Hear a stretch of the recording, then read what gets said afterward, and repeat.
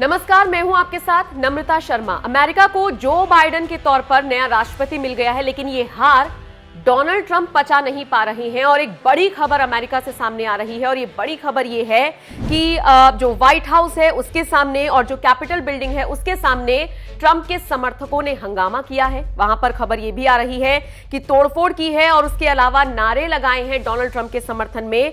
और सबसे ज्यादा जो हैरत कर देने वाली खबर ये सामने आई है कि डोनाल्ड ट्रंप के समर्थन में नारे लगाते हुए लोगों ने इस कदर आगजनी की वारदात को अंजाम दिया है कि इसमें एक महिला की मौत भी हो गई है। बताया जा रहा है कि गोलीबारी भी इस दौरान हुई है और इसी गोलीबारी में घायल हुई थी महिला, जिनकी मौके पर ही मौत हो गई। बता दें आपको, ये जो पूरा हिंसक घटनाक्रम हुआ है इसमें 4 लोगों की मौत हो गई है। इस तरह की खबर सामने आ रही है। खबर तो ये भी है कि जो लोग घायल हुए थे उनकी हालत बहुत गंभीर है और हो सकता है कि मौत का आंकड़ा आगे बढ़ भी जाए। इन सबको देखते हुए अमेरिका में 15 दिन की इमरजेंसी का ऐलान भी कर दिया गया है।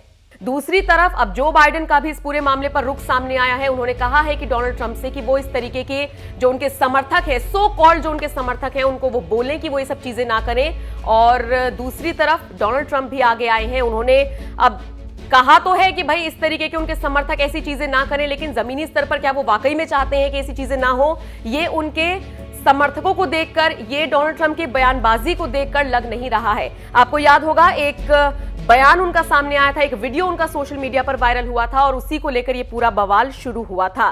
दूसरी तरफ बाइडेन का ये कहना है कि मैं साफ कर दूं कि कैपिटल बिल्डिंग पर जो हंगामा हमने देखा है, हम वैसे नहीं हैं। अगर ज्यादा कुछ चीजें होती हैं या फिर लोग कानून नहीं मानते हैं तो फिर उनके खिलाफ राजद्रोह का मुकदमा दायर किया जा सकता है। और इतना ही नहीं, बाइडेन ने कैपिटल बिल्डिंग पर हुए हंगामे को भी राजद्रोही करार दिया है।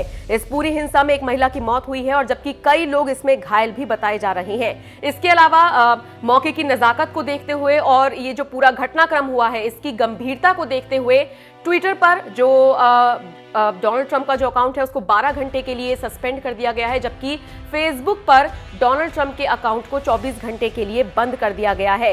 इसके अलावा वॉशिंगटन डीसी पुलिस के जो प्रमुख हैं उन्होंने इस बात की पुष्टि की है और कहा है कि कैपिटल के अंदर एक नागरिक को गोली लगी है, कई लोग इसमें घायल हुए हैं, कई अधिकारी घायल हुए हैं और इस तरह की एक पूरा घटनाक्रम सामने आया है जो बेहद निंदनीय है। दूसरी तरफ डोनाल्ड ट्रंप सामने आकर अपने समर्थकों से कह रहे हैं कि भाई शांति बनाए रखिए, शांति की अपील कर रहे हैं। तो ये जो दोहरा रवैया उनका सामने आ रहा है, एक तरफ विवादित बयान देते हैं, वीडियो वायरल करते हैं, उसके बाद जब हंगामा होता है तो सामने आकर कहते हैं कि ये सब चीजें ना कीजिए। तो इसको लेकर काफी ज्यादा बवाल हो रहा है। हालांकि वो जो उनका विवादित वीडियो था उसको भी फेसबुक ने अपने उससे हटा दिया है, अपने पेज से हटा दिया है। और हालांकि निंदा बहुत हो रही है इस पूरे मामले की और अब आने वाले वक्त में देखना होगा कि ट्रंप के समर्थक काबू में आते हैं या फिर इसी तरीके की घटनाओं को अंजाम देते हैं, तो फिर जो बाइडेन उनके खिलाफ किस तरीके से एक्शन लेते हैं। इस पूरी खबर को लेकर आपकी राय कमेंट करके हमें जरूर बताएं। An election that was stolen from us. It was a landslide election and everyone knows it, especially the other side. But you have to go home now. We have to have peace. We have to have law and order. We have to respect our great people in law and order. We don't want anybody hurt. It's a very tough period of time.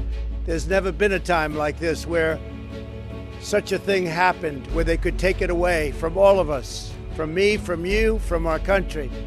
This was a fraudulent election, but we can't play into the hands of these people. We have to have peace. So go home. We love you. You're very special. You've seen what happens. You see the way others are treated that are so bad and so evil. I know how you feel. But go home and go home in peace. This is not dissent. It's disorder. It's chaos. It borders on sedition.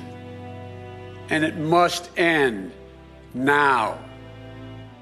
I call on this mob to pull back and allow the work of democracy to go forward.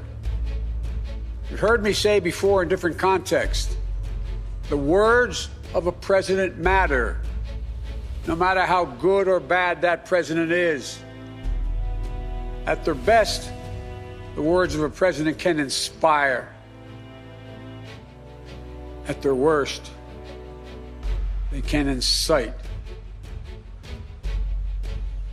Therefore, I call on President Trump to go on national television now to fulfill his oath and defend the Constitution and demand an end to this siege, to storm the Capitol, to smash windows, to occupy offices, the floor of the United States Senate, rummaging through desks, on the Capitol, on the House of Representatives, threatening the safety of duly elected officials. It's not protest, it's insurrection.